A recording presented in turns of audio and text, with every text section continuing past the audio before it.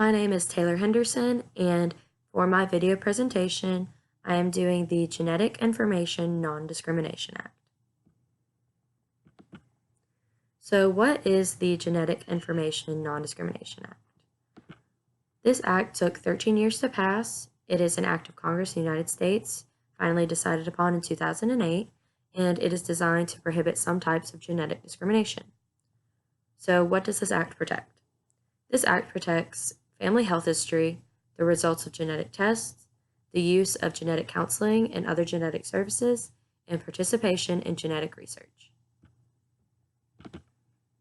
So why was the Genetic Information Non-Discrimination Act created?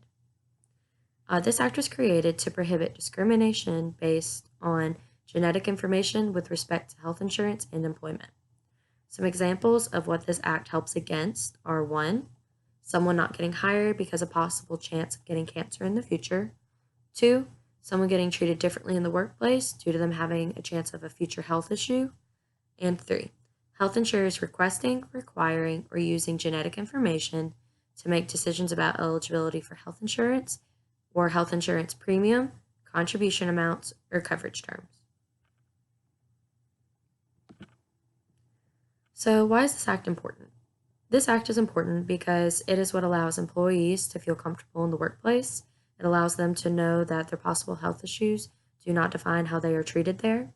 And it also does not allow people to not be hired because of possible future health problems. It is also important with health insurance as well.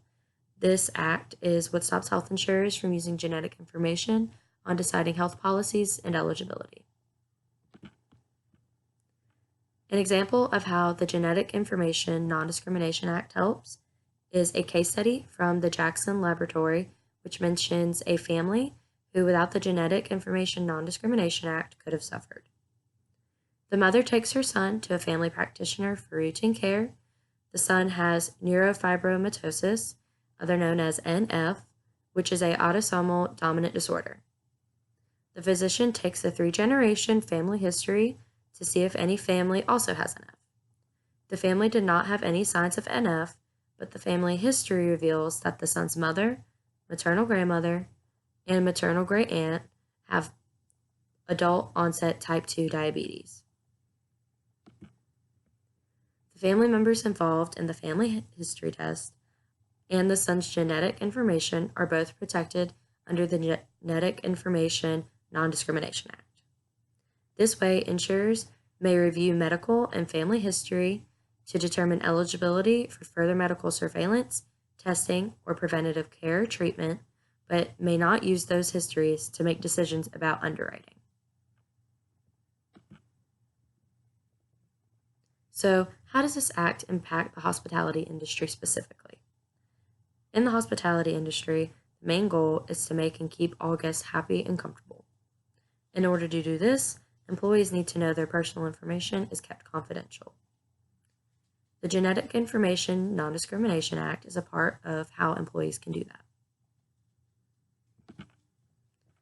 The Genetic Information Non-Discrimination Act keeps people's health information private. If it was not kept private, then that could cause the person whose genetic information it is to be harassed. If someone were to be harassed in the workplace, then that could cause them to not treat guests or customers well. They would be more focused on themselves than the care of others, and hospitality is about caring for the needs of others. It could also turn out bad for the company they work for.